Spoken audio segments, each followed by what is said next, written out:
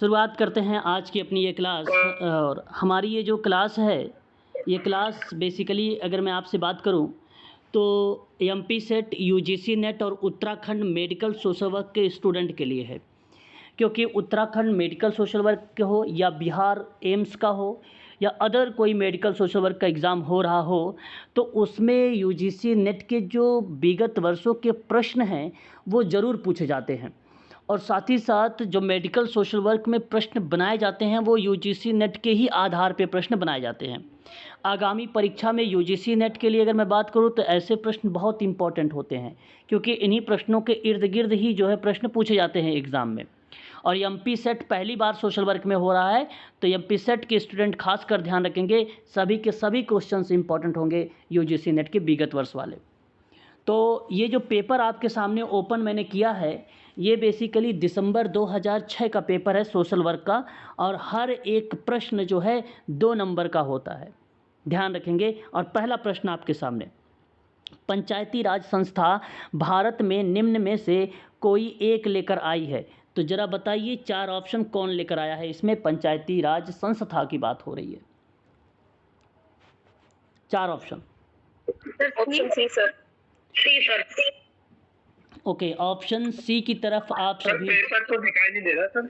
Question paper दिखाई नहीं दे रहा sir. Okay question paper. Okay क्या अच्छा, दिखाई दे रहा है सर।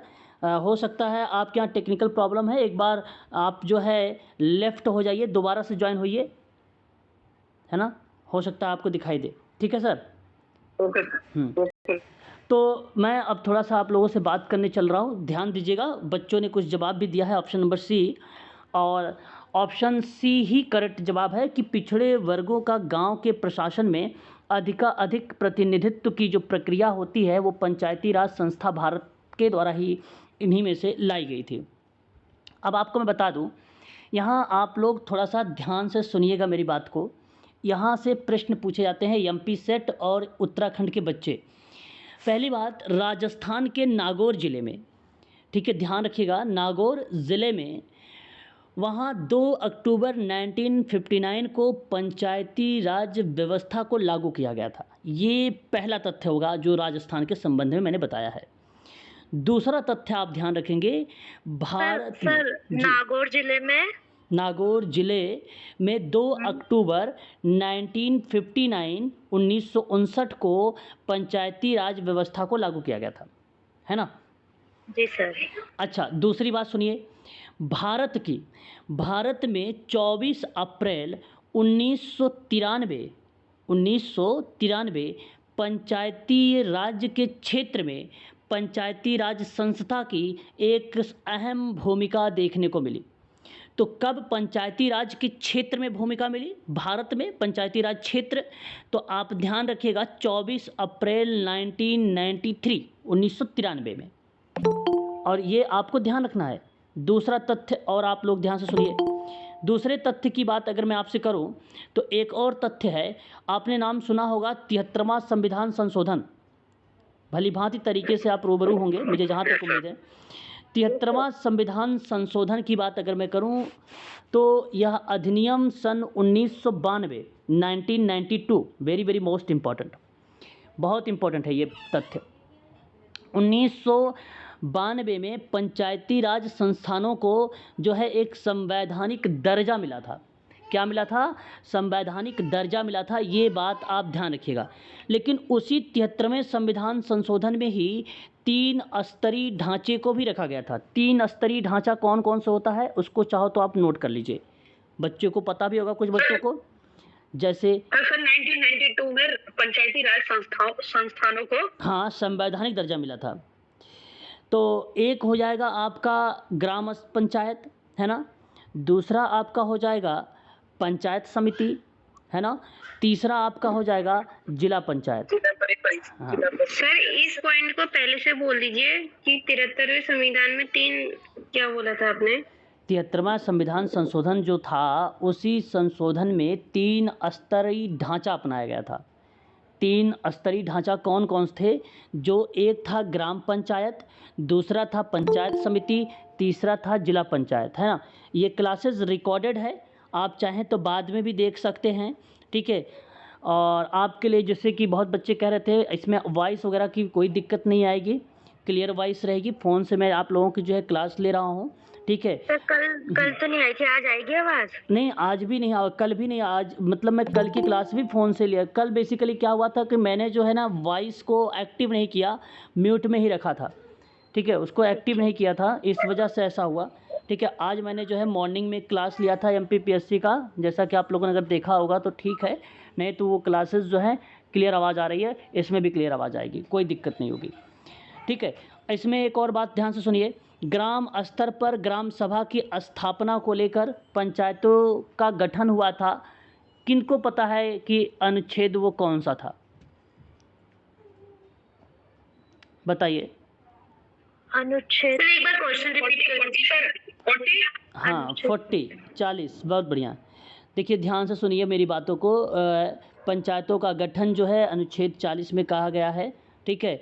और संवैधानिक मान्यता बताइए कब मिले पंचायती राज को? 92 में सर। 1992 में। 1992 में। हाँ, तो इस प्रश्न के अगर मैंने आपसे बात करूं तो ऑप्शन नंबर जो है पिछड़े वर्गों के गांव के प्रशासन में आधिकारिक प्रतिनिधित्व को रिप्रेजेंट करता है पंचायती राज संस्था, ठीक है। ऑप्शन आपका सी करेक्ट है।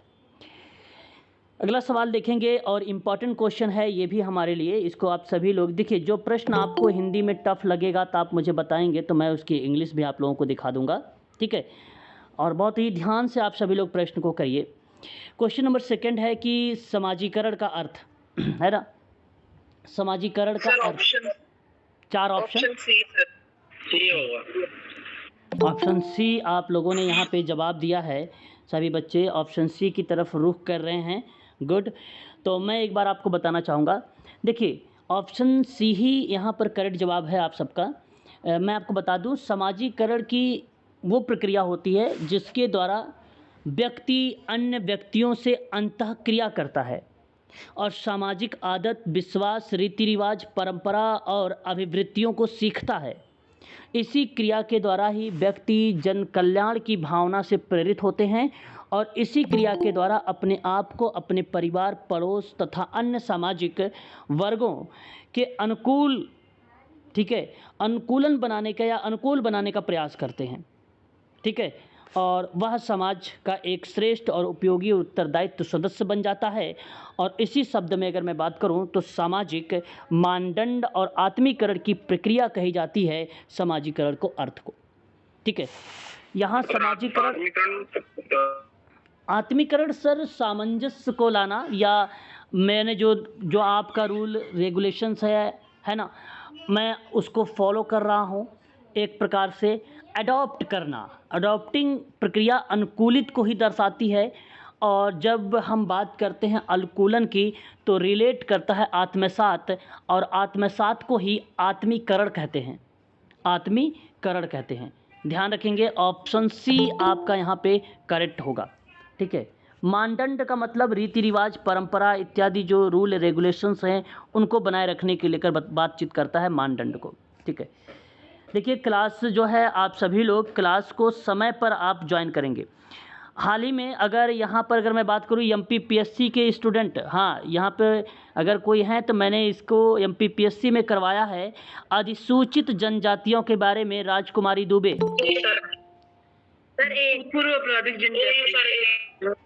ओके, ऑप्शन ए की तरफ यहाँ पर आप सभी लोगों ने रुख किया है। और मैं आपसे कह भी रहा था उस समय कि मैं आपको बताऊंगा जब क्वेश्चन आएगा, तो ध्यान रखिए। अधिसूचित जनजातियों के अंतर्गत घुमक्कड़ समुदाय के बारे में बात किया था, अर्ध घुमक्कड़ समुदाय के बारे में भी जिक्र वहाँ पर मैंने किया था आप लोगों से। तो यहाँ अधिसूचित जो जनजातियाँ हैं वो भूतपूर्व आपराधिक जनजातियाँ कहलाती हैं, जिसको हम क्रिमिनल जनजाति एक्ट कहते हैं।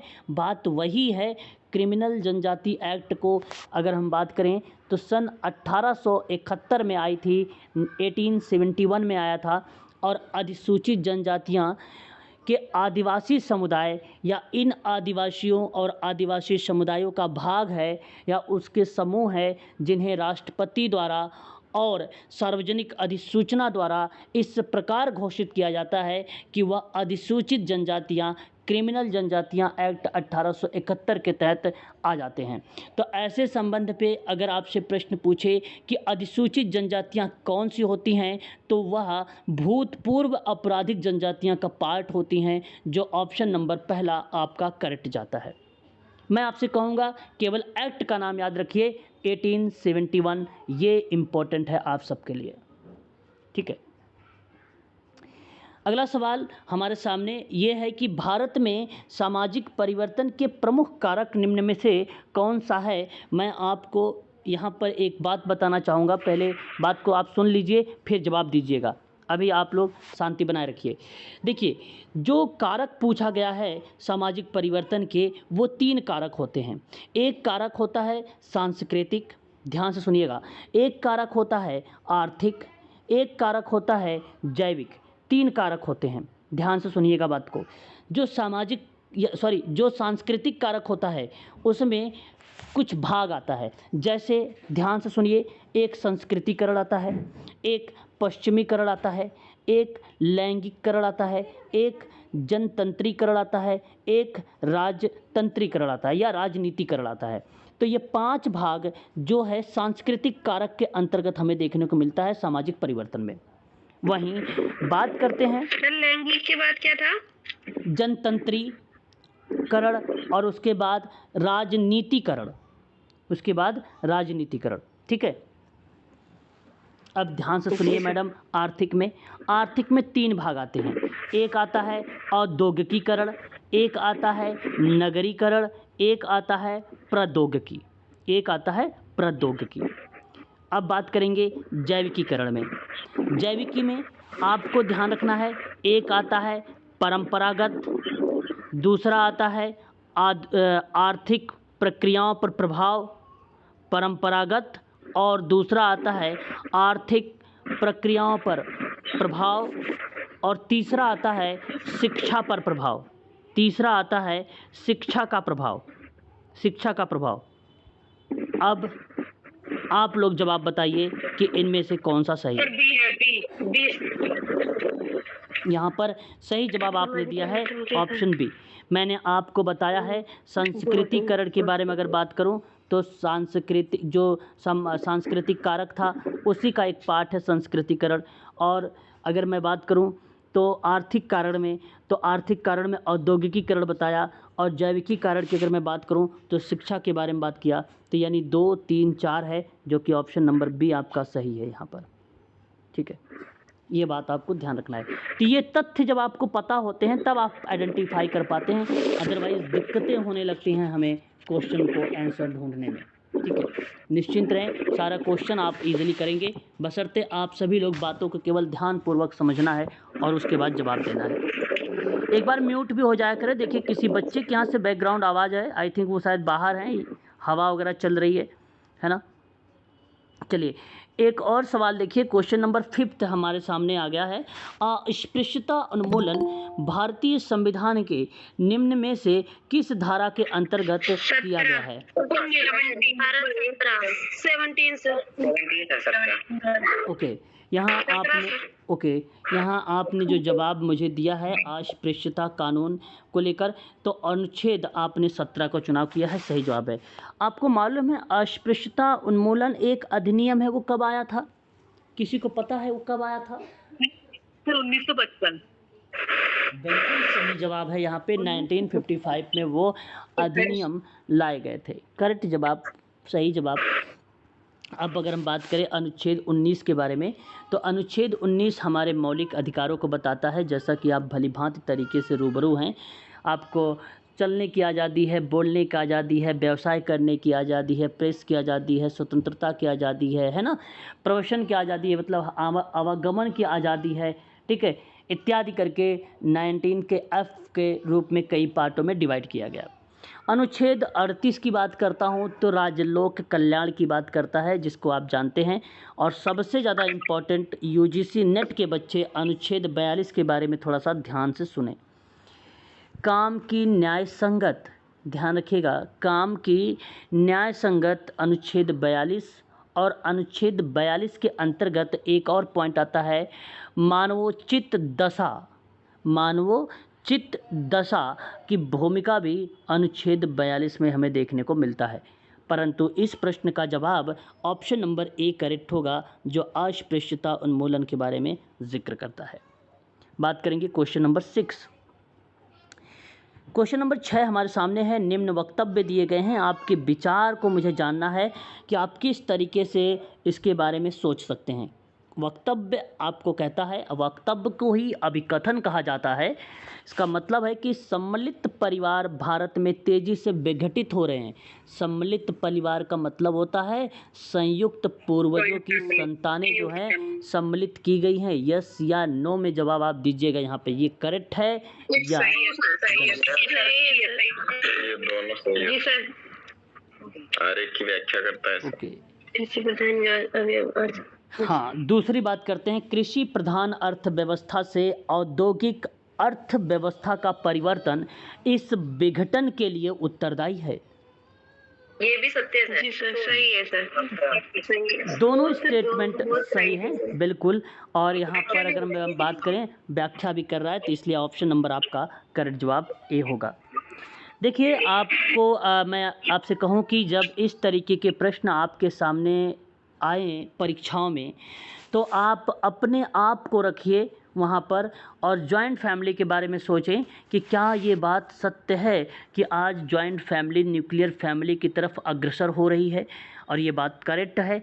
दूसरी बात, क्या ये एक विघटन का हम रीज़न मान सकते हैं कि कृषि प्रधान अर्थव्यवस्था से आज औद्योगिकी अर्थव्यवस्था में परिवर्तन का होना? बिल्कुल हम मान सकते हैं, जो कि ऑप्शन नंबर आपका पहला करेक्ट जा रहा है, और यही ऑप्शन सही रहेगा। बात करेंगे अगले सवाल के बारे में, और इस प्रश्न में भी मैं आप लोगों का जानना चाहूँगा कि आप किस तरीके से अपना विचार व्यक्त कर सकते हैं। वक्तव्य का मतलब अभिकथन, विकासई कार्यक्रम के लिए जनता की सहभागिता आवश्यक है क्या? यस या नो में जवाब दीजिए। आगे अगर बात करते हैं कि क्या कारण कहता है कि शिक्षा और जागरूकता सहभागिता की ओर लेके जाता है, क्या ये बात सत्य है? बिल्कुल, और यहाँ पर सही जवाब यानी व्याख्या भी कर रहा है। अब आप देखिए, बहुत बच्चे ऐसे भी हो रहे होंगे कि अच्छा बड़ा आसान सा सवाल है इसलिए समझ पा रहे हैं, लेकिन यहीं से आसान सवाल से सिंपल टू कॉम्प्लेक्स एक टेक्निक होती है, टीचिंग मेथड होता है सिंपल टू कॉम्प्लेक्स। तो आप इस तरीके से समझिए, तब जाके आप जटिल प्रश्नों को कर पाएंगे। जैसे मैं आपसे कहूँ कि देखिए, विकासी कार्यक्रम को जनता की सहभागिता को लेके जाना, तो जनता की सहभागिता का मतलब होता है कि लोगों को एकजुट पार्टिसिपेट की तरफ अग्रसर करना। तो ये प्रक्रिया तब हो सकती है जब हर एक व्यक्ति वहाँ पे शिक्षित हो या जागरूक होगा तब। और ये बात मैं कह भी सकता हूँ कि ये व्याख्या हो रही है। या तो आप ये कह लीजिए कि विकासी कार्यक्रमों के लिए जनता की सहभागिता आवश्यक है क्योंकि शिक्षा और जागरूकता सहभागिता को और लेके जाती है, और ये बात सत्य भी दिखाती है। जब इस तरीके का सेंटेंस एक कॉमन लगने लगता है कि बात दोनों एक ही वाक्य में बन रही है, तब ऑप्शन आपका व्याख्या पर जाता है, जो कि ऑप्शन नंबर ए आपका करेक्ट हो जाता है। सही है, ए ऑप्शन। अगला सवाल हमारे सामने दिया गया है, और इस प्रश्न पर हमें विचार करना है। एक तरफ लेखक हैं, दूसरी तरफ किताब दी गई है। मैं जानना चाहूँगा आप लोगों से ही, ऑथर थिंक वेरी। देखिए, यहाँ पर जितने 4 विद्वानों के नाम हैं जी, ये वाला क्वेश्चन तो सर शायद इस बार जोन में आया था। हाँ, जो भी हो, लेकिन ये आपको ध्यान रखना है, इम्पोर्टेंट क्वेश्चन है। इसको आप लोगों को जो है नोट भी करना है विथ ईयर के साथ, है ना, विथ वर्ष के साथ, ठीक है। देखिए, मैं आपको पहले ही बता चुका हूँ कई बार कि आप लोग जब क्लास स्टार्ट हो जाए तो उससे पहले ज्वाइन हुआ करें। क्लास स्टार्ट होने के देखिए 19 मिनट क्लास चल चुकी, उसके बाद भी लोग आ रहे हैं, है ना। अब देखिए, एक ऑथर फिंक का नाम आता है। ऑथर फिंक की किताब इतनी फेमस रही है, वो किताब रही है the field of social work. और ये किताब की बात अगर मैं करूं कब आई, तो सन 1974 में आई थी, 1974 में आया था ये किताब। हालांकि ऑथर फिंक ने एक और किताब लिखा था, अपराध का कारण, और अपराध का कारण की जो बुक आई थी वो सन 1938 में दिया था ऑथर फिंक ने, ठीक है। ये बात आप ज़रूर ध्यान रखिएगा।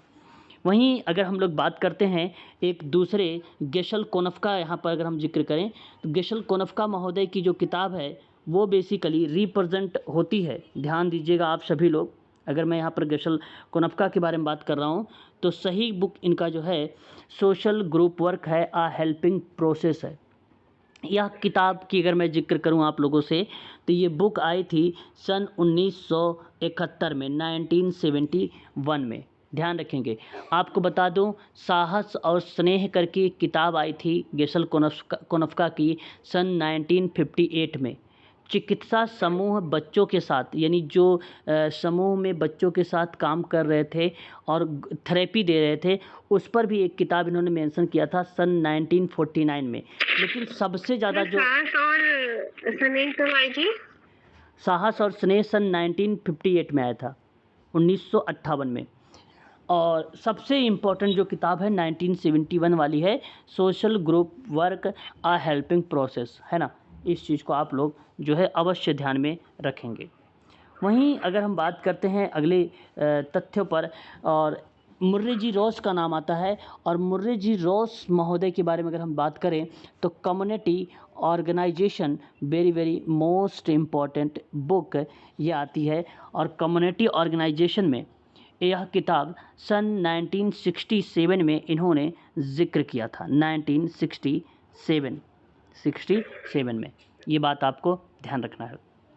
उसके बाद अगर हम बात करें एच पर्लामैन के बारे में, एच पर्लामैन महोदय जो रहे हैं वो इन्होंने बात किया है सोशल केस वर्क आ प्रॉब्लम सॉल्विंग प्रोसेस में, और यह किताब 1957 में आया था।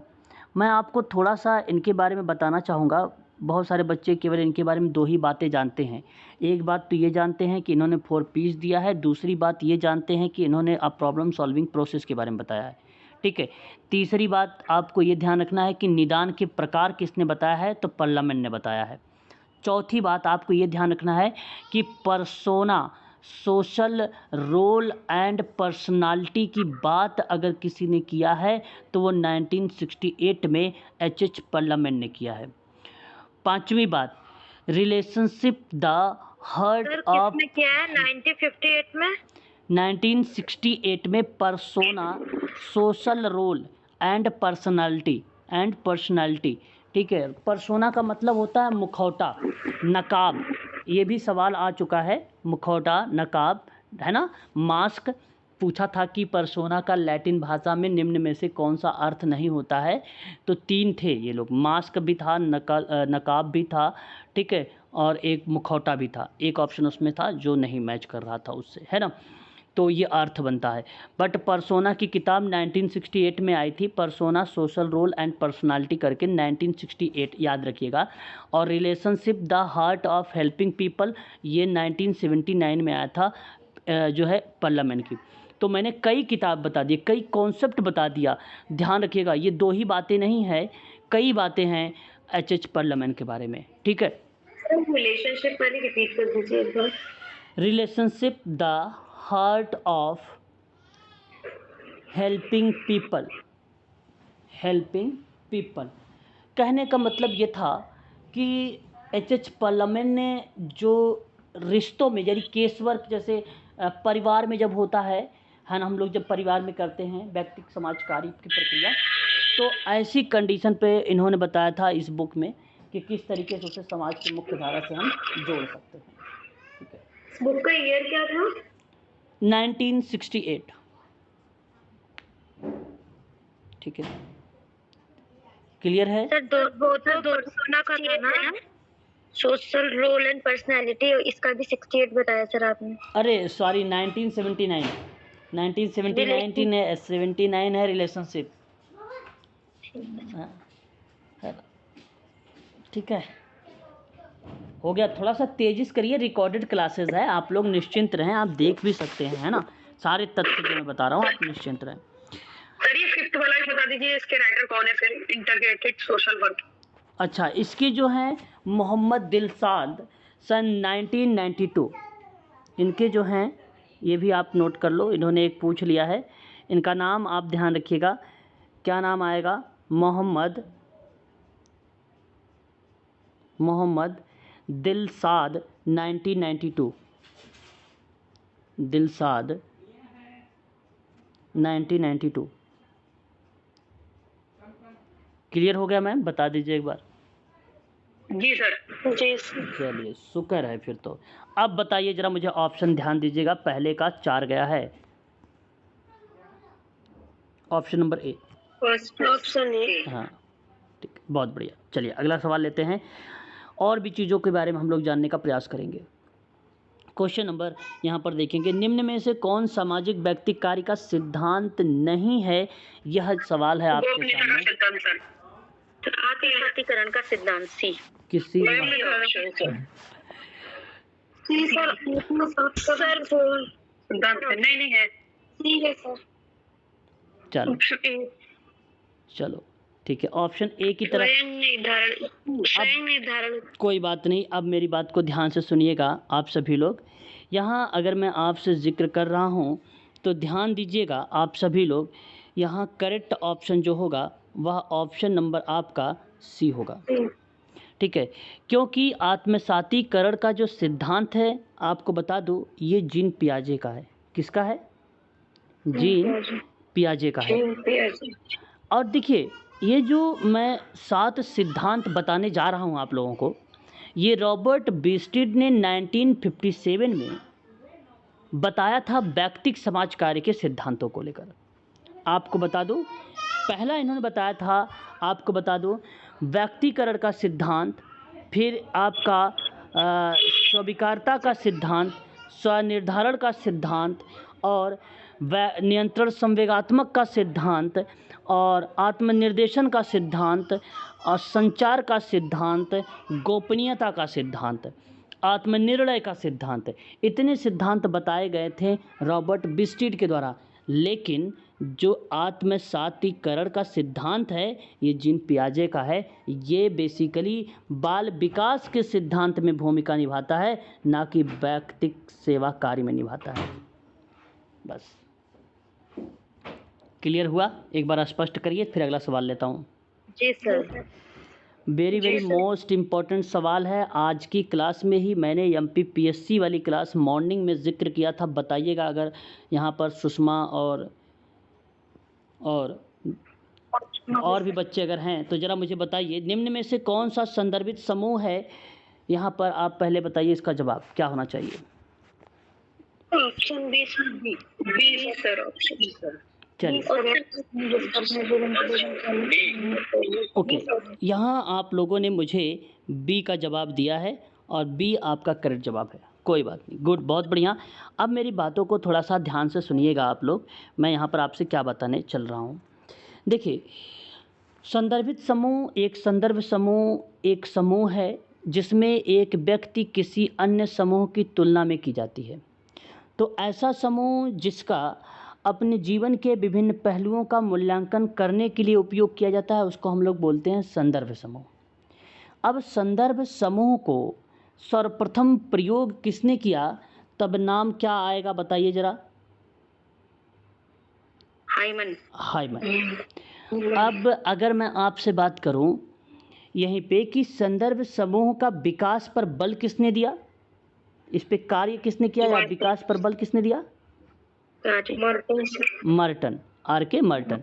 ये आपको ध्यान रखना है। लेकिन एक बात मुझे हाइमन से और याद आ गई। आप मुझे बताइए, सामाजिक कार्यकर्ता शब्द किसने दिया है? सामाजिक कार्यकर्ता जो शब्द है ये किस विद्वान ने दिया है? रॉथमन करके था। नो। और कोई? हाइमन। मेरी रीचमन। नहीं, बताइए। अच्छा आप साइमन पैटर्न था। नहीं, आपने सही तरीके से तो गए, लेकिन उसका नाम साइमन पेटिट है ना? हाँ, पेटिट है। और क्या नाम है? Simon Petit. पैटिट। हाँ, तो ये सही जवाब है। और मैंने भी हाल ही में हिस्ट्री में पढ़ाया था, सन 1955 को लेकर जिक्र किया था आप लोगों से। अभी हाल ही इतिहास में जिक्र किया था, है ना? याद नहीं आ रहा आप लोगों को? जी सर, 13 तारीख के क्लास में पढ़ाया था। ये वही तो मैं कह रहा हूँ। चलिए बहुत बढ़िया, यहाँ पे ऑप्शन नंबर आपका बी करेक्ट होगा।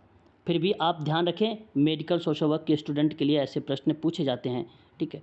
Question number 11। रिपीट कर दे। हाँ, क्या रिपीट करूँ मैम? विद्वान का नाम? Simon petit, Simon petit, Simon petit इन्होंने दिया था। ठीक है, अब यहाँ पर देखिए कार्यक्रम नियोजन के प्रमुख तत्व हैं, आपको बताइए। बिल्कुल सही जवाब दिया आपने। ऑप्शन, हाँ, जो ऑप्शन यहाँ पर डी आपने मुझे बताया है, यह ऑप्शन डी ही करेक्ट जवाब है। बेसिकली मैं आपको बता दूँ, इसमें ना सुसंगत की बात हो जाए तो भी कार्य में नियोजन होता है, चैलेंजर्स की बात हो जाए तो भी कार्य नियोजन हो जाता है, मापन योग्य की बात करें तो भी ये कार्यक्रम नियोजन हो जाता है, उद्देश्य की बात करें तो भी यही है, सहभागिता है, रुचि है, विषय वस्तु है, सहभागिता तो ही है, रुचि है ही है, विषय वस्तु है, ठीक है, उद्देश्य भी है, मिशन भी है, मापन योग्य भी है, सुसंगत प्रक्रिया भी है, ये सभी कार्यक्रम नियोजन के तत्व पाए जाते हैं, जो कि ऑप्शन नंबर डी करेक्ट है। बड़ा ही आसान सा सवाल था ये कार्यक्रम नियोजन को लेकर, है ना। अगला सवाल देते हैं, यहाँ पर देखिए, निम्न में से कौन सा विश्व उपभोक्ता अधिकार दिवस है? जरा जवाब दीजिए मुझे। 15 मार्च 15 मार्च 15 मार्च 15 मार्च। ये ऑप्शन। यहाँ आपने जो जवाब मुझे दिया है ऑप्शन पे, अगर हम बात करें यहाँ पर ऑप्शन नंबर ए 15 मार्च को, तो ये विश्व उपभोक्ता अधिकार दिवस के रूप में जाना जाता है। फिर आप मुझे बताइए ज़रा यहाँ पर कि 1 अक्टूबर को, ठीक है, कौन सा दिवस मनाया जाता है, बताएं। वृद्ध दिवस। हाँ, यहाँ सही जवाब दिया आपने, वृद्ध दिवस या वृद्धजन दिवस होता है। या मैं आपसे बात करूँ तो एक शाकाहारी, विश्व शाकाहारी दिवस भी मनाया जाता है, विश्व शाकाहारी दिवस भी मनाया जाता है। ठीक है, बात अगर मैं यहाँ पर आप लोगों से करता हूँ तो एक और ऑप्शन हमारे सामने रिप्रेजेंट होता है, और वो होता है जो है 8 सितंबर। 8 सितंबर को विश्व साक्षरता दिवस के रूप में हम लोग जानते हैं, है कि नहीं। और जब हम बात करते हैं यहाँ पर एक और ऑप्शन को लेकर, तो वह आता है 14 जून, और 14 जून को हम लोग मनाते हैं विश्व रक्त दिवस, विश्व रक्त दिवस। ठीक है, याद रखिएगा ये भी सभी तथ्य को। यहाँ सही जवाब ऑप्शन नंबर ए ही आपका माना जाएगा, ऑप्शन ए करेक्ट है। क्वेश्चन नंबर 13 है कि निम्नलिखित में से कौन सा मौलिक अधिकार नहीं है। यहाँ पे सवाल ध्यान दीजिएगा आप सभी लोग, हाँ, कि मौलिक अधिकार नहीं। अच्छा, सभी लोगों ने ऑप्शन नंबर ए की तरफ ही रुख किया है, जो कि ऑप्शन ए ही आपका करेक्ट जवाब होगा। यहाँ पर ऑप्शन नंबर ए ही सही जवाब है। ठीक है, बाकी तो आप जानते हैं मौलिक अधिकार कुल टोटल 6 हैं। इस बार यूजीसी नेट में तो 2 प्रश्न आ गए, यानी 4 नंबर के आ गए थे। पहला अगर हम बात करें, समता का अधिकार है, जिसको 14 से 18 अनुच्छेद में रखते हैं। दूसरा जो है आपका स्वतंत्रता का अधिकार है, 19 से 22 रखते हैं। तीसरा जो है आपका शोषण के विरुद्ध का अधिकार है, 23 से 24 रखते हैं। चौथा जो है धार्मिक स्वतंत्रता का अधिकार है, 25 से 28 अनुच्छेद में रखते हैं। पांचवा जो है आपका संस्कृति और शिक्षा का अधिकार है, जो 29 से 30 तक रखते हैं। और छठा जो है आपका संवैधानिक अधिकार है, जो 32 अनुच्छेद में रिलेट करता है। पहले 7 थे मूल रूप से, संपत्ति का अधिकार भी था, उसको अब हटा दिया गया है, निरसन कर दिया गया है। ये चीज़ भी आप ध्यान रखिएगा, अनुच्छेद 31 के तहत उसको अब देखा जाता है। फिर भी आप ध्यान रखेंगे कुल टोटल 6 मौलिक अधिकार होते हैं। ठीक है, सही जवाब आप लोगों ने दिया है स्वयं विनाश का अधिकार। ये कोई अनुच्छेद मौलिक अधिकार है ही नहीं, इसलिए ऑप्शन नंबर आपका पहला सही है। क्वेश्चन नंबर 14 के बारे में थोड़ा सा आप लोग देखिए कि क्या आपसे कहता है। प्रश्न हमारे सामने है कि समाज कार्य निम्न इनमें से कौन समाज कार्य शोध में तथ्य संग्रहण का उपकरण। प्रश्न हमारे सामने नहीं है, तो इसलिए नहीं को जरूर आप ध्यान में रखेंगे। नहीं, तो बताइए क्या होना चाहिए। Option D sir, option D. Okay, अब आप ध्यान सुनिए ऑप्शन सर, जी। यहाँ अगर मैं बात करूँ आप लोगों से, तो ऑप्शन नंबर आपका जो बी है ये आपका करेक्ट जाएगा, साक्षरता या साक्षात्कार निर्देशिका। बेसिकली उपकरण तथ्य को अगर हम कोई कलेक्ट करते हैं तो साक्षात्कार प्रश्नावली से कर सकते हैं, व्यक्तिक अभिलेख से कर सकते हैं, प्रश्नावली बनाकर हम कोई आंकड़ा ले सकते हैं, अवलोकन से आंकड़ा ले सकते हैं, अनुसूची से आंकड़ा ले सकते हैं, समाजमिति से आंकड़ा ले सकते हैं इत्यादि। ये सभी जो हैं उपकरण के रूप में जाने जाते हैं, लेकिन साक्षात्कार निर्देशिका उपकरण के रूप में नहीं जानी जाती हैं। इसलिए ऑप्शन नंबर आपका जो जाएगा वो बी वाला करेक्ट हो जाएगा आपका। ठीक है, अगला सवाल question number 15, very very most important. अग्रगामी अध्ययन को हम लोग कहते हैं पायलट या स्टडी। इसको हम क्या बोलते हैं? पायलट या स्टडी कहते हैं। और पायलट या स्टडी का क्या मतलब होता है सोशल वर्क में, जरा आप बताओ। ऑप्शन ए सर, मूल अध्ययन से पहले ऑप्शन ए। ओके, देखिए ऑप्शन बी सर। ओके, चलिए मेरी बात को ध्यान से सुनिएगा आप सभी लोग थोड़ा सा। Option A. देखिए मैं आपको बताने चल रहा हूँ, बेसिकली जो अग्रगामी अध्ययन होता है ना, यह एक शोध के क्षेत्र में किया जाता है। बेसिकली मात्रात्मक और गुणात्मक दोनों शोध में इसका प्रयोग होता है। मात्रात्मक प्लस गुणात्मक दोनों शोध में इसका हम यूज करते हैं। इस बात को आप खासकर ध्यान रखेंगे। अगर हम बात करें यहाँ पर मूल अध्ययन से पहले छोटे पैमाने पर किया जाने वाला प्रारंभिक अध्ययन, ध्यान से सुनिएगा, जो मूल अध्ययन से पहले छोटे पैमाने पर, छोटे लेवल पर किया जाने वाला जो प्रारंभिक अध्ययन होता है शुरुआत का, वो अग्रगामी होता है। अब मेरी बात को ध्यान से सुनिए, जब हम मूल अध्ययन में, ठीक है, बड़े पैमाने पर करते हैं, ठीक है, बड़े पैमाने पर करते हैं किया जाने वाला प्रारंभिक अध्ययन बड़े पैमाने पर, तो वह आपका क्या कहलाता है? पश्चगामी अध्ययन। क्या कहलाता है? पश्चगामी अध्ययन कहलाता है। ये चीज़ आप ध्यान रखिएगा, अग्रगामी अध्ययन, पश्चगामी अध्ययन दोनों के दोनों पेपर में पूछे जा सकते हैं। ठीक है, ये भी हमारे लिए इम्पोर्टेंट है। अगली बात करते हैं, पश्चगामी एक बार बताइए। जब बड़े पैमाने पे करते हैं कोई अध्ययन, बड़े स्तर पर, और वो बेसिकली हम यूज करते हैं कम्युनिटी में। अग्रगामी केस वर्क, ग्रुप वर्क में आता है। Okay, thank you sir. एक और हम बात करेंगे सवाल वेरी वेरी मोस्ट इम्पॉर्टेंट के रूप में, ऑपरेशन ब्लड लिखा हुआ यहाँ पे, हिंदी आप देख सकते हैं थोड़ा सा, ठीक है, ब्लड है ये तो, सॉरी हाँ, फ्लड है ये, ऑपरेशन फ्लड है। हाँ, एक मिनट भैया, एक मिनट, फ्लड है, मैं यहाँ पे लिख देता हूँ, फ्लड है, ऑपरेशन फ्लड है। ऑपरेशन फ्लड कार्यक्रम कब स्टार्ट हुआ था? सन 1970 में हुआ था, 1970 में हुआ था। ठीक है, ये बेसिकली ऑपरेशन आया तो इसलिए मेरे दिमाग में, अच्छा मैं जान रहा था ये फ्लड है, ऑपरेशन से मैंने ब्लड सोच लिया, है ना। ठीक है, चलो कोई नहीं, फिर भी आप समझ रहे हैं ना सभी लोग, ये फ्लड है। ठीक है, तो ये 1970 का है, ये स्टार्ट हुआ उसमें। और मैं आपको बता दूं, ये बेसिकली डेयरी उद्योग से अगर बात करें तो किसानों ने विकास की सहायता के लिए इसे एक दुग्ध क्रांति का नाम दिया था। जानते हैं आप लोग, दुग्ध क्रांति का नाम दिया था। हाँ, दुग्ध क्रांति का नाम दिया ही वही सफ़ेद क्रांति का पार्ट आया, है ना, वही सफ़ेद क्रांति का पार्ट बना। तो सफ़ेद क्रांति किसे कहते हैं? अगर आपसे पेपर में ये भी पूछा जाए, है ना, दुग्ध क्रांति, हाँ, तो दुग्ध क्रांति ही कहलाती है कि नहीं? दुग्ध क्रांति के जनक वर्गीज कुरियन। हाँ, वेरी गुड, बहुत बढ़िया। दुग्ध क्रांति भी ऑपरेशन फ्लड कहलाएगा?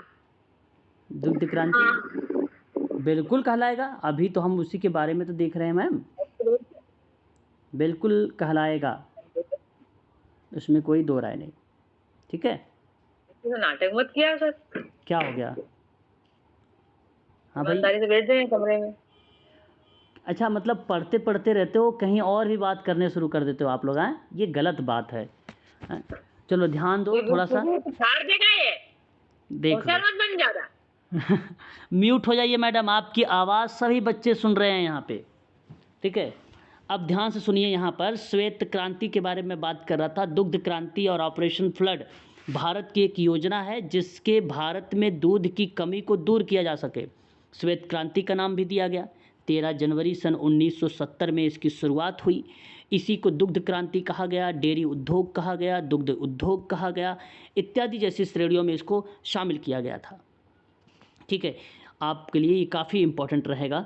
और इसमें अगर हम बात करें आप लोगों से, तो महाराष्ट्र, आंध्र प्रदेश, तेलंगाना, पंजाब, हरियाणा, राजस्थान, उत्तर प्रदेश में इत्यादि जगहों पर जो है इसको लेकर एक श्वेत क्रांति को लेकर एक अहम भूमिका निभाई गई है ना।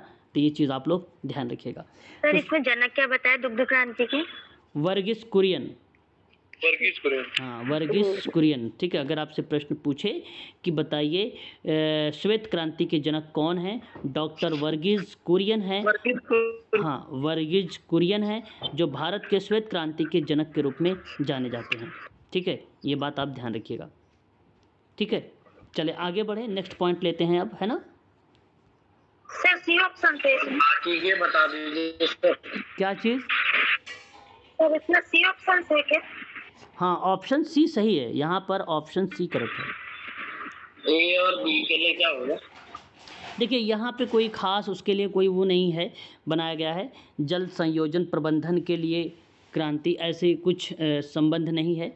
हाँ, बट ये बात हम कह सकते हैं कि जल संयोजन मैनेजमेंट की जो भूमिका है वो बेसिकली सोशल एक्शन में हमें देखने को मिली है, सामाजिक क्रिया में देखने को मिली है। तो सामाजिक क्रिया का एक मॉडल आता है अपशिष्ट का मॉडल, जो ये पहला ऑप्शन रिप्रेजेंट करता है। तो ये अपशिष्ट मॉडल के पार्ट के अंतर्गत आ जाएगा। ठीक है, अपशिष्ट मॉडल के अंतर्गत आ जाएगा। ठीक है, खाद्य तेल के उत्पादन के लिए जी क्या कह रहे थे, कोई कुछ बोल रहा था अभी। सर अपशिष्ट क्या बोला आपने? अपशिष्ट खाद्य तेल वाले की? एक बार देखिए, आप सभी लोग म्यूट रहेंगे तब मैं समझ पाऊंगा, अदरवाइज आप नहीं म्यूट हो रहेंगे तो मैं समझ ही नहीं पाऊंगा। ठीक है सर, आपने अपशिष्ट क्या बोला था? अपशिष्ट मॉडल है आपका, सामाजिक क्रिया का अपशिष्ट सामाजिक क्रिया का मॉडल है जो रिलेट करता है जल संयोजन प्रबंधन के लिए। ठीक है, और जो खाद्य तेल के उत्पादन के लिए है तो आपने एक नाम सुना होगा तिलहन उत्पादन के लिए, या पीली क्रांति का नाम सुना होगा आप लोगों ने। ठीक है, जो पीली क्रांति है जहाँ पे घरेलू मांग को पूरा करने के लिए देश में खाद्य तेल बीजों के उत्पादन बढ़ावा देने की बात हुई, भारत में जो है आत्मनिर्भरता को लेकर बातचीत की गई, उसको रिप्रेजेंट करता है आपका ये पीली क्रांति इसको। ठीक है, ये आपका करेक्ट रहेगा यहाँ पर। बाढ़ नियंत्रण सर आपदा प्रबंधक के अंतर्गत आता है। हाँ, अगर हम बात करते हैं बाढ़ नियंत्रण के लिए तो ये बात आप ध्यान रखिएगा, यहाँ रिप्रेजेंट होगा आपका आपदा प्रबंधन मैनेजमेंट। ठीक है, मैनेजमेंट। सर ये पीली क्रांति के सैम पित्रोदा थे क्या?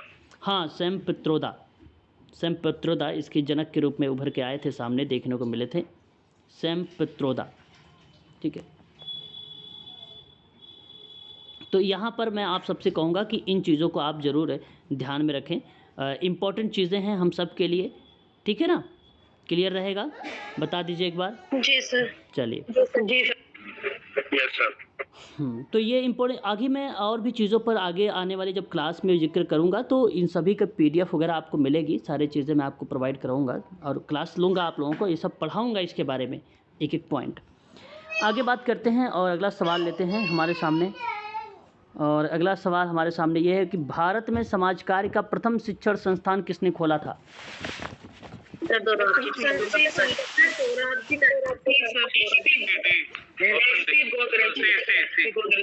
ओके, क्वेश्चन नंबर जो 17 है आपने जवाब दिया है सर दोराब जी टाटा।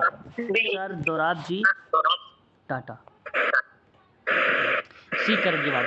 इसकी स्थापना हुआ सन 1936 में, 1936 में मुंबई में इसकी स्थापना हुई।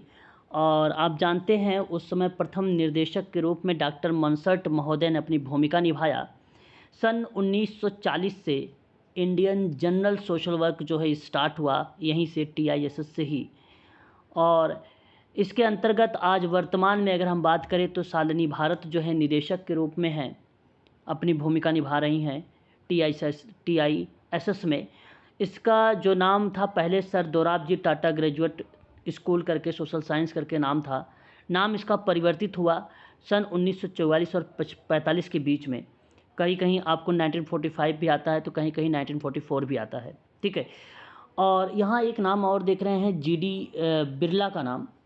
ये घनश्याम दास बिरला हैं जो समुदाय के सदस्य के रूप में राजपूताना के नाम से जाने जाते थे। कम्युनिटी ऑर्गेनाइजेशन में अपनी एक सदस्यता के रूप में पॉजिटिव भूमिका निभाया है।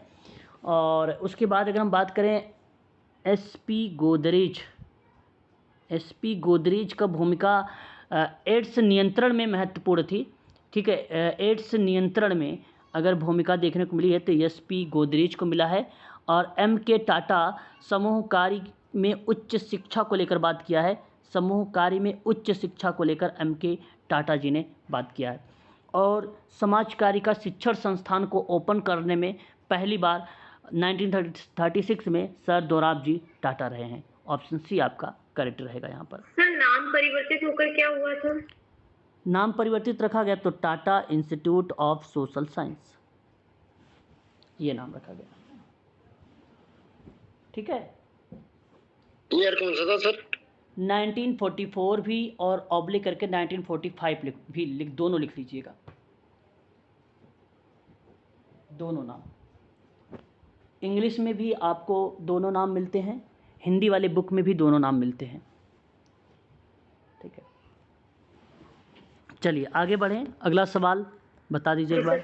चलिए अगला सवाल यह है कि क्षेत्रीय कार्य में समाज कार्य में क्या प्राप्त करने में सहायता मिलती है।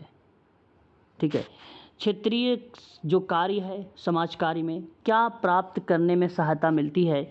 ज्ञान, अभिवृत्ति परिवर्तन को हम लोग बोलते हैं एटीट्यूडनल चेंज, अभी ऐसा डी और कौशल उपयुक्त सोच।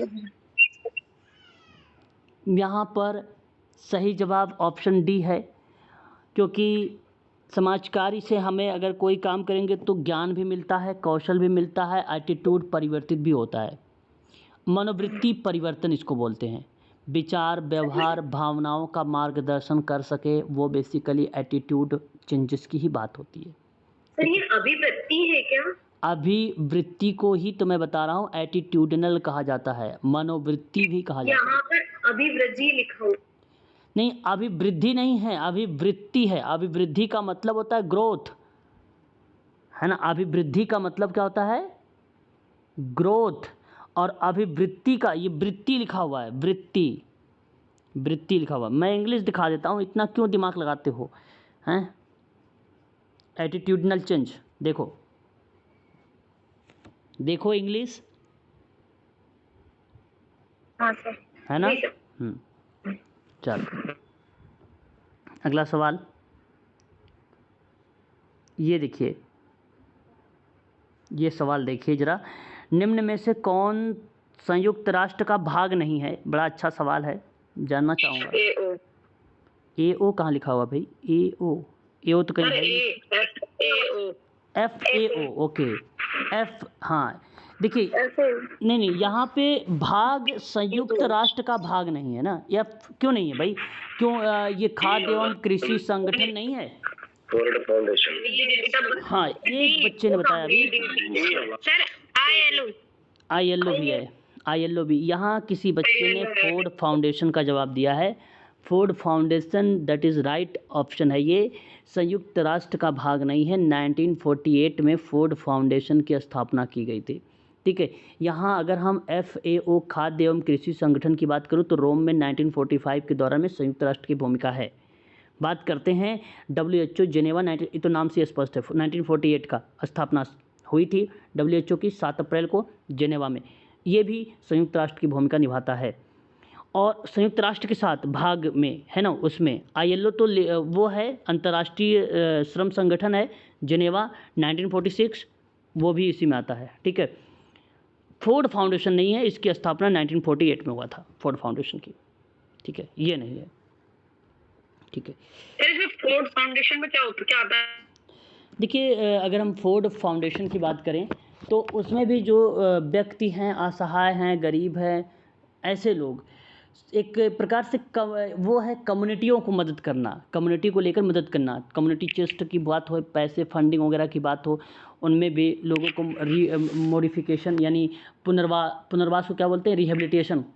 रिहेबिलिटेशन करना, उसमें भी भूमिका हमें देखने को मिलती है फोर्ड फाउंडेशन। CSR हो गई।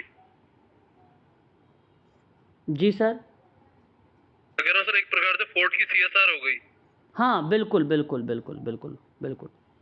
बिल्कुल, ये एक प्रकार से फोर्ड फाउंडेशन है और बहुत फेमस फोर्ड फाउंडेशन है। और मैं आपको बताना भी चाहूँगा, इंडिया, नेपाल एंड श्रीलंका, है ना, इसमें भूमिका थी।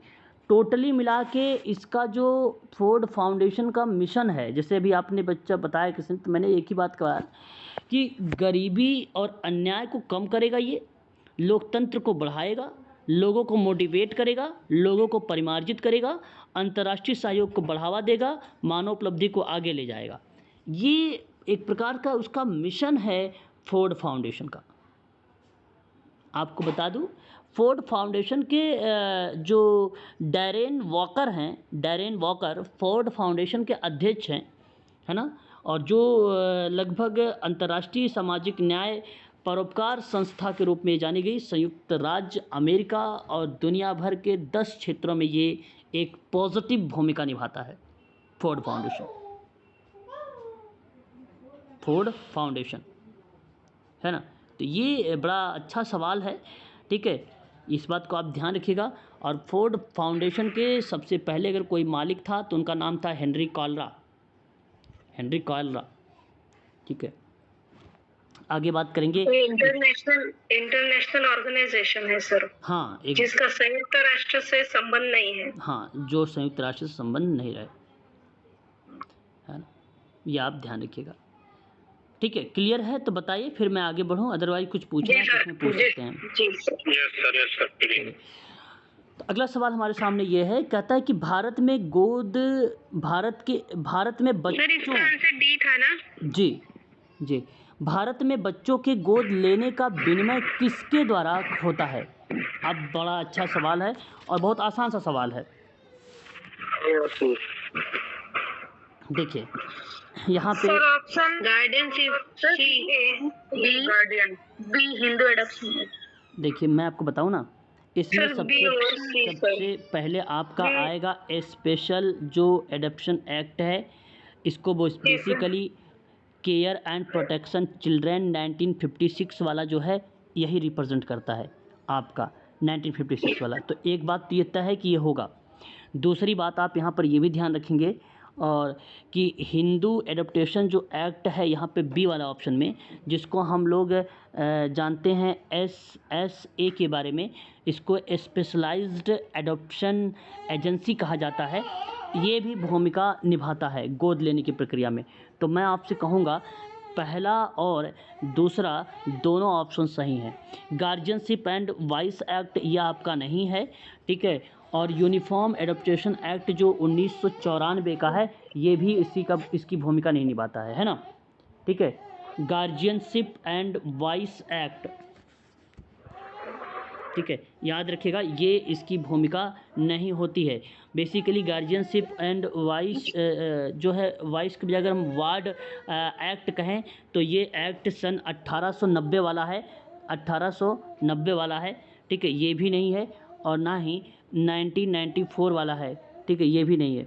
ये दोनों आपके आते हैं, ठीक है। ए और बी का सन बता दीजिए, कौन सा सन? 1956 है आपका हिंदू एडॉप्टेशन एक्ट जो है 1955 वाली प्रक्रिया को ही दर्शाता है। वो हिंदू एडॉप्शन एक्ट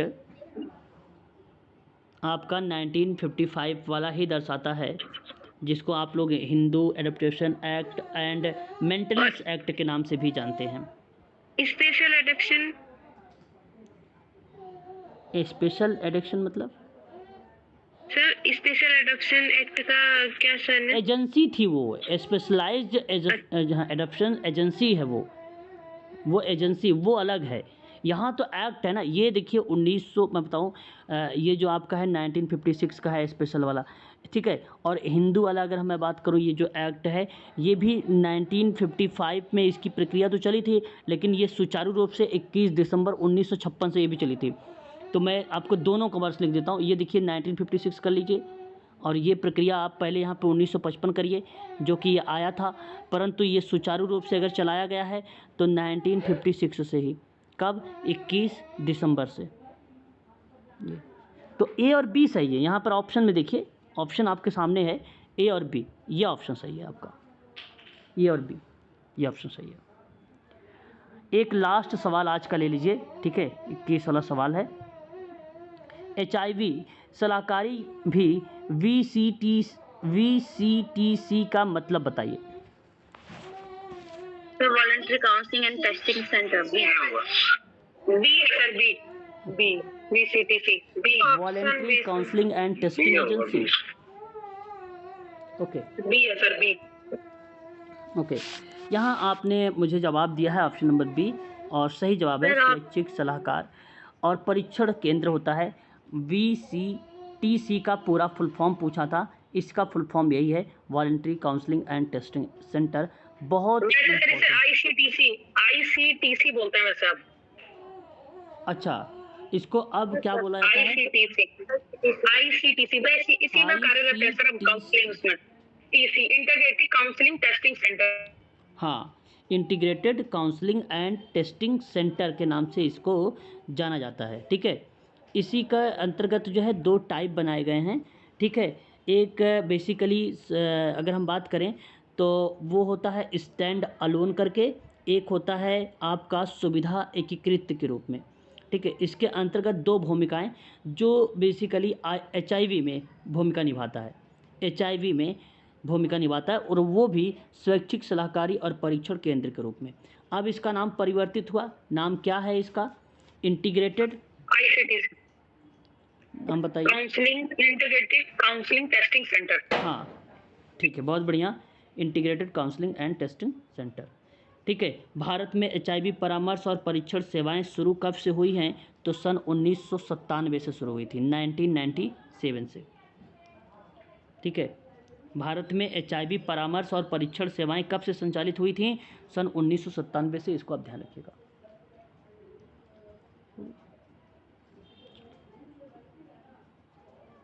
सर नाम चेंज किस ईयर? नाम किस वर्ष में चेंज हुआ इसका, ये पूछ रहे हैं आप? ये तो एग्जैक्ट अभी हमें भी नहीं पता है नाम कब चेंज हुआ है, बट एकीकृत सर दोनों बोलते हैं ऐसे, मतलब VCTC भी बोलते हैं और ICTC भी बोलते हैं, ओके और इसे PPTC भी बोलते हैं। ओके, ठीक है, चलिए आज के लिए बस इतना ही रखते हैं। आगे जो है हम लोग इसके आगे करेंगे जो है नेक्स्ट क्लास में। फ़िलहाल जो है अब क्लासेस आपकी ऑफ है।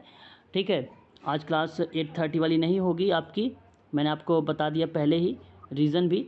और क्लासेस कल आपकी मॉर्निंग में एक तो है ही है MPPSC वाले बच्चे को, ठीक है, वो क्लासेस तो रहेगी उनके लिए। फिर आपकी शाम की भी क्लासेस कल चलना स्टार्ट हो जाएगी, और कल से आपका लैपटॉप में क्लासेस चलेंगी। ठीक है, कल से आपकी जो है, प्लीज बता दीजिए। सर ये आज की रिकॉर्डेड क्लास नहीं है सर? नहीं रिकॉर्डेड है ये क्लास। क्या सर रिकॉर्डेड है? हाँ रिकॉर्डेड है सर, ये रिकॉर्ड है। सर ग्रुप में सेंड कर दीजिएगा सर। हाँ बिल्कुल आवाज आ रही है। बिल्कुल बिल्कुल सर। हाँ क्या कह रहे कल हैं आप? सुबह क्लास तो नहीं है सर? सर कल सुबह क्लास है क्या? नहीं अभी सर कोई क्लास नहीं है। ठीक है, अभी क्लासेस नहीं है। सुबह हाँ। सर सुबह? हाँ सुबह क्लासेस MPPSC की होती है सर, MPPSC की क्लास होती है, और वो क्लास मॉर्निंग में 6:30 से होती है उनकी। ओके MPPSC की। सर मैं कल नहीं कर पाऊंगी मॉर्निंग की क्लास। कोई बात नहीं, कोई बात नहीं, रिकॉर्डेड क्लासेस रहेंगी, रिकॉर्डेड सर एक क्लासेस। चीज बता दीजिए। बताइए, पूछिए। सर वो आपने जो पंचवर्षीय योजना की एक ट्रिक बताई थी ना 3-2-2, पंचवर्ष, हाँ देखिए, पंचवर्षीय योजना मैंने आप लोगों को कई बार पढ़ाया भी है कि वर्ष को आइडेंटिफिकेशन अगर आपको करनी है तो किस तरीके से योजनाओं का आइडेंटिफिकेशन करेंगे। तो मैंने एक वो बताया था आप लोगों को, एक फार्मूला यानी एक प्रकार से एक ट्रिक बताया था 3-2-2 का। इसका कहने का मतलब ये है मेरा कि आप ना 3 बार चलिए, जैसे 1951 से लेकर, अच्छा याद रखिएगा 5-5 साल होता है, तो 1951 में अगर आप 5 साल ऐड करेंगे तो 1956 हो जाएगा। 56 में अगर आप 5 साल ऐड करेंगे तो आपका 61 हो जाएगा। 61 में अगर आप 5 साल ऐड करेंगे तो आपका क्या हो जाएगा, 66 हो जाएगा। अब फिर आपको 3 आ गया। अब देखिए 3 का मतलब ये हुआ कि 1 2 3 3 बार गए, है ना, तो 3 बार गए हैं, तो इस बार नीचे आपको 3 साल का क्या मिलेगा, अवकाश मिलेगा। तो 66 को छोड़ दीजिए, अब 66 में 3 साल ऐड करेंगे तो 69 हो जाएगा।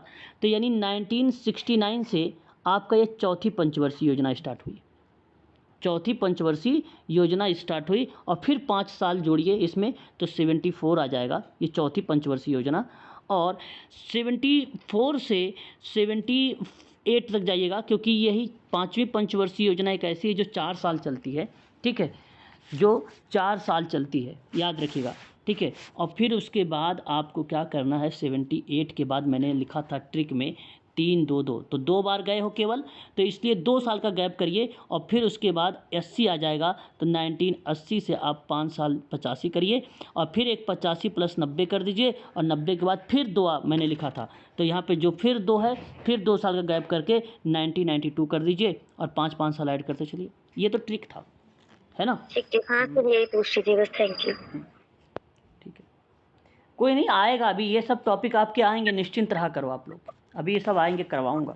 सर अभी नेट जेआरएफ की यूनिट 1 में अभी और टॉपिक बचे हुए हैं? बहुत बचा हुआ है, अभी तो केवल यूनिट 1 का केवल 20% हुआ है। हाँ 20%। सर यूनिट 1 का सर प्लेलिस्ट का लिंक सेंड कर दीजिएगा सर। अच्छा ठीक है, टेलीग्राम में है तभी देखिए, टेलीग्राम में एक बार जाके देख लीजिए सर, प्लेलिस्ट वगैरह सब कुछ है, वीडियो टेलीग्राम में आप एक बार सर्च करें। देखिए अब आप टेलीग्राम में ना जितनी भी वीडियोस हैं, अगर वहाँ पे आपको नहीं कोई चीज़ वीडियो मिल पा रही है तो आप चैनल पे जाकर ना थोड़ा सा विजिट कर लीजिए, उसमें कौन कौन से वीडियोस केवल आपको ही मिलेंगे। आप मेरे चैनल के केवल जाके थ्रू ढूंढेंगे वीडियो ना, प्लेलिस्ट तो नहीं मिलेगी आपको। प्लेलिस्ट केवल प्लेलिस्ट आपको इसलिए मिलती है क्योंकि आप लोगों को मैंने वो प्रोवाइड कराता हूँ, मैंने सारी प्लेलिस्ट जो है अनलिस्टेड कर रखा है, प्राइवेट कर रखा है प्लेलिस्ट को, केवल आपको दिखे बस प्लेलिस्ट, है ना जी ठीक है।